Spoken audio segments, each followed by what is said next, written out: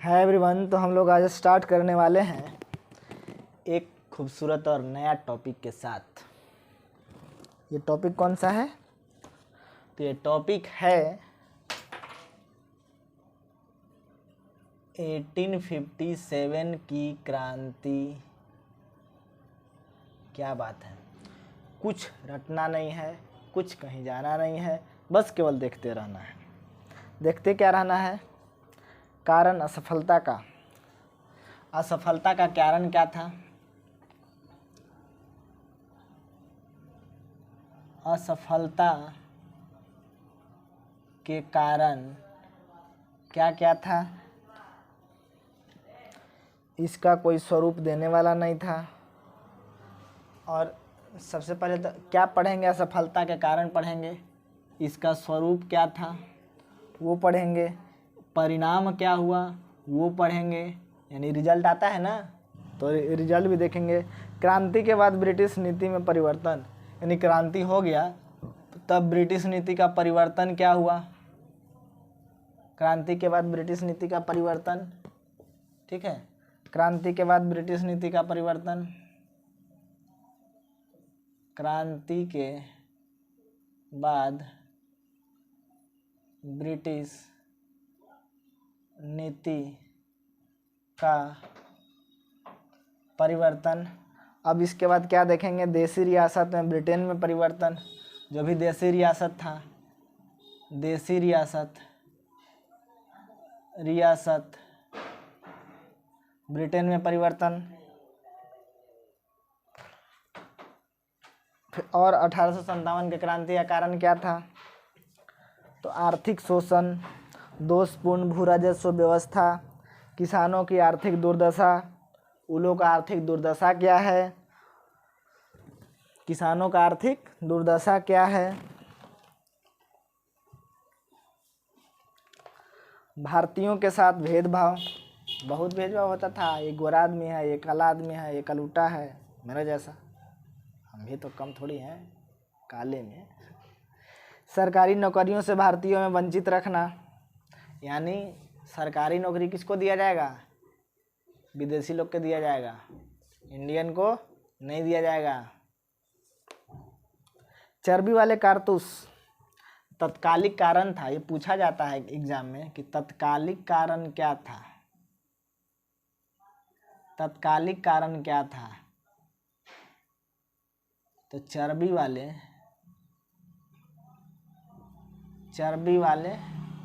कारतूस, चर्बी वाले कारतूस, इसको याद रखना है। साम्राज्यवादी हितों से प्रेरित आर्थिक नीति, पाश्चात्य संस्कृति का प्रसार हुआ, लॉर्ड वेलेस्ली आया। उस वेलेस्ली का सहायक संधि क्या था? डलहौजी का हड़प नीति क्या था? अब आते हैं क्या? डलहौजी की सहायक संधि से स्टार्ट करते हैं हम लोग पढ़ना। स्टार्ट करें, चलिए। तो यहाँ से नया अध्याय शुरू करते हैं।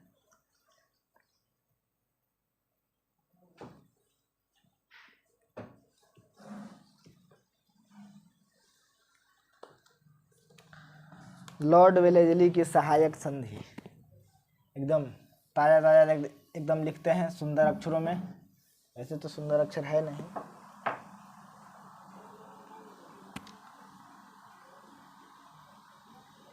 लॉर्ड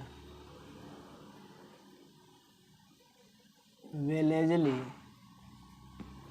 की सहायक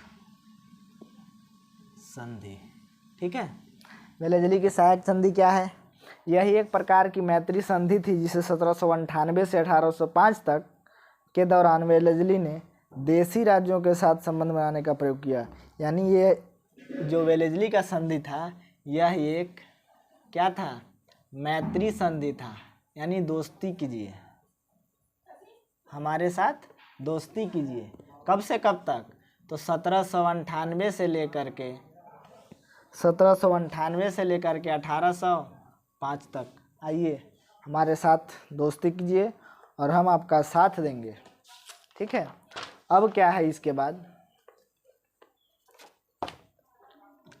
बड़े राज्य अपने खर्च पर अंग्रेजी सेना को अपने राज्य में रखेंगे। यानी जो भी बड़ा राज्य है, ब्रिटिश लोग कहा कि यानी ये वेलेस्ली कि जो भी बड़ा राज्य है अंग्रेजी सेना को अपने देश में अपने खर्चा पर रखेगा। यानी कि यहाँ के राजा वहाँ के सेना को खर्चा देगी और वो यहाँ रहेंगे, उसकी सुरक्षा करेंगे। यानी घर यहाँ का है, गार्डिंग कौन करेगा? विदेश के आदमी करेगा। पैसा कौन ले जाएगा? विदेश के आदमी ले जाएगा। ये तो गलत बात है ना, ठीक है। तो वो था, उन राज्यों को अपने दरबार में एक अंग्रेज रेजिडेंट रखना होगा। वे जो राज्य है ना, उनको एक अपने राज्य में रेजिडेंट रखना होगा। कंपनी राज्य की बाहरी शत्रुओं से रक्षा करेगी। कंपनी के क्या है, जो ईस्ट इंडिया कंपनी का जो सैनिक है, कोई भी यदि मान लेते हैं कि उस राज्य पे हमला कर दिया, राजा कर दिया या कोई और कर दिया, तो उससे ईस्ट इंडिया कंपनी का जो भी ये सेना है रक्षा करेगी कि हम आपसे पहले दीवार बनकर खड़ा रहेंगे। ऐसे ही नहीं, वो लोग से वहाँ टैक्स लिया जाता था। एक वहाँ अंग्रेज का रेजिडेंट वो लोग के दरबार में रहता था। अब जो दरबार में रह रहा है, पैसा कितना आ रहा है, पैसा कितना जा रहा है, उसको तो पता है, ठीक है। अब देखते हैं आगे। इस संधि से भारतीय राज्यों की स्वतंत्रता समाप्त हो गई। जैसे ही वो संधि आया, भारतीय राज्य की स्वतंत्रता समाप्त हो गया। यानी अब कुछ भी करना है उसको बताना होगा, ठीक है। आर्थिक बोझ बढ़ गया। अब पहले आराम से बिंदास अकेले खा पी रहे थे, अब क्या है, अब सेना को देना है, सेना को खर्च देना है आपको। तथा अंग्रेजों की दया पर आश्रित हो गए। यानी अंग्रेज कहेंगे उफ, कोई अटैक करने वाला है, अंग्रेजी सेना जाएगी, ऐसी ही तो नहीं जाएगी, उसको हम दे रहे हैं तब जाएगी। अपने से सक्षम होते अंग्रेजी सेना को ही भगा देते। लेकिन एक बात समझ में नहीं आता है, सबको बोला था कि अंग्रेजों ने बहुत लूटा, बहुत लूटा। अरे भाई कैसे लूटा है? कितना था वो लोग? 50,000 होगा, 5 लाख होगा? 50 करोड़ की आबादी वाला देश, वो लोग को नहीं भगा पाया। अजीब हाल है।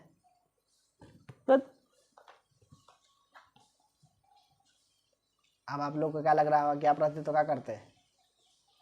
तो मेरी मानसिकता अभी की जैसी रहती तो हम कुछ कर देते, लेकिन अभी की जैसा मानसिकता तो उस टाइम होगा नहीं,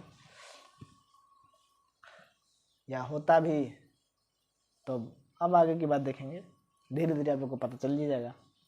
सबसे पहले ये संधि हैदराबाद के निजाम के साथ हुआ। ये जो संधि हुआ था ना, मैत्री संधि, ये सबसे पहले हैदराबाद के निजाम के साथ हुआ था। ये हैदराबाद का था। कौन था? निजाम। 1798 में सबसे पहले संधि इसी के साथ हुआ था। भारत को नेपोलियन के हस्तक्षेप से सुरक्षित रखना, यानी नेपोलियन कुछ लूटपाट ना करे उससे सुरक्षित रखना था। भारत में साम्राज्य का विस्तार करना, और वो लोग क्या करेगा, भारत में अपना साम्राज्य को विस्तार बढ़ावा देगा। पहले सूरत में कंपनी खोला, ठीक है, कलकत्ता में, इधर उधर जहाँ तहाँ एकदम खोलते गया, फिर अपना हो गया। टैक्स हम लेंगे, टैक्स हम बढ़ाएंगे, भी पढ़ेंगे उसमें, ठीक है। अब आते हैं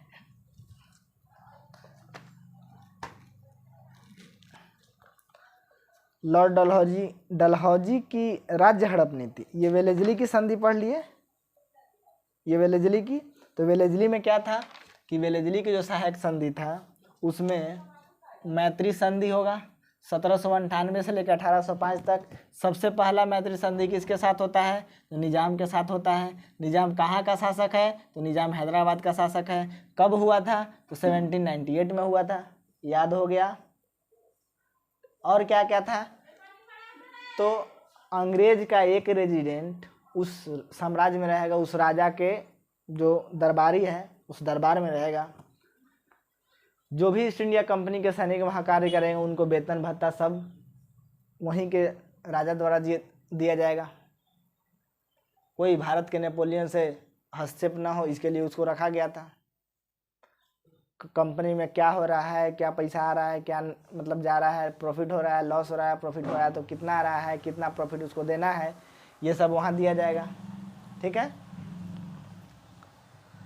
अब आते हैं डलहौजी की राज्य हड़प नीति। ठीक है, अगला टॉपिक क्या है? डलहौजी की राज्य हड़प नीति। ये इतना याद हो गया होगा, डलहौजी की राज्य हड़प नीति।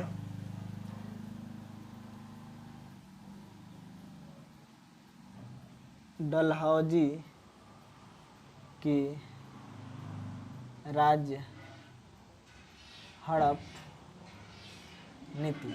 डलहौजी की राज्य हड़प नीति में क्या था कि भारतीय देशी रियासत के संदर्भ में डलहौजी ने इस नीति का अनुसरण किया।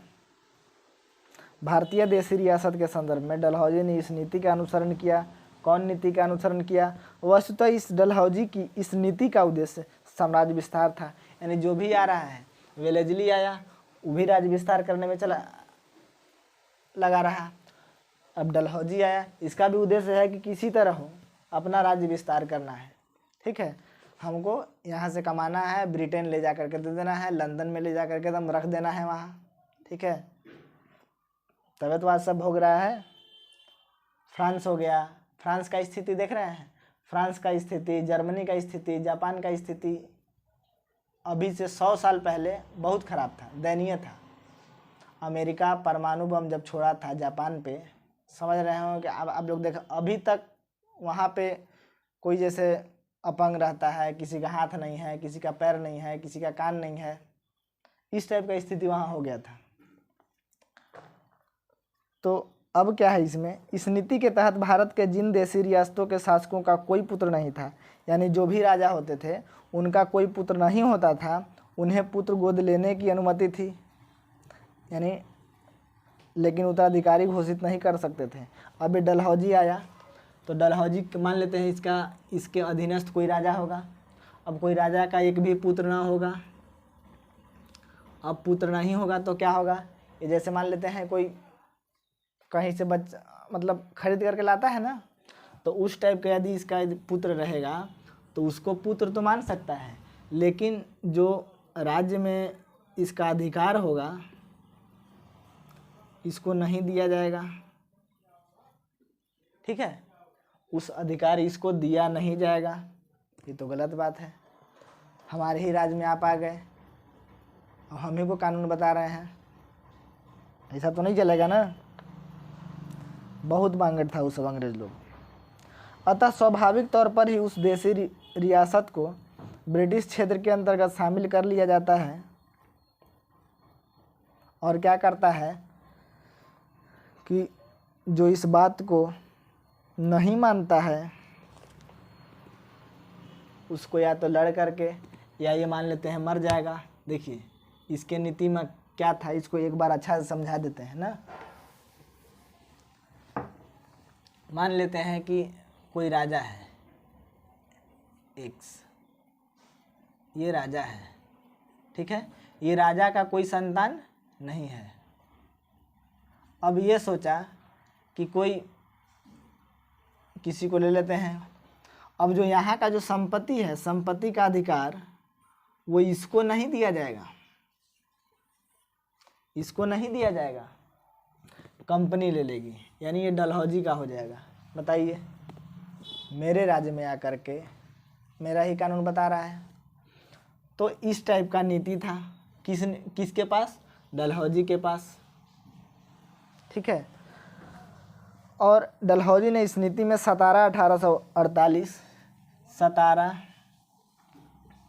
1848, जैतपुर एवं संभलपुर 1849, जैतपुर एवं संभलपुर 1849, उदयपुर 1852 और झांसी 1853। उदयपुर कहाँ है? 1852 और झांसी 1853 और नागपुर 1854। ये इतना में मिला लिया। 1805 तक था ना, वेलेजली लगाया तो ये आया, तो 1848 में ये लगा दिया।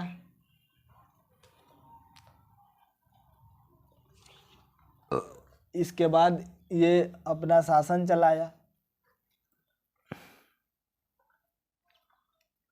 डलहौजी की इस नीति से भारतीय रियासतों में तीव्र असंतोष उत्पन्न हो गया, जो 1857 के विद्रोह का एक प्रमुख कारण था। और मान लेते हैं कि सतारा का कोई शासक था, इसका कोई पुत्र नहीं था, तो फिर से संपत्ति किसके पास चला गया? फिर से संपत्ति इसी के पास चला गया। जैतपुर का जो शासक था उसका पुत्र नहीं था, तो संपत्ति किसको चला गया? डलहौजी को चला गया। संभलपुर का जो शासक था उसका कोई संतान नहीं था, तो संपत्ति किसको चला गया? डलहौजी को चला गया। उदयपुर का जो शासक था उसका कोई संतान नहीं था, तो फिर से डलहौजी के पास चला गया। इसी तरह झांसी का भी हुआ, इसी तरह नागपुर का भी हुआ। तो सब राजा सोचे कि अरे ये तो बड़ा गलती हो रहा है, ठीक है। तो और जो बाकी राजा थे उन लोग सोचे कि ना ना ना ना ना, ये तो गलती हो रहा है, इसको विरोध करना होगा अब, ठीक है। तो यहीं तक डलहौजी ख़त्म होता है और मिलते हैं अब अगले एपिसोड में।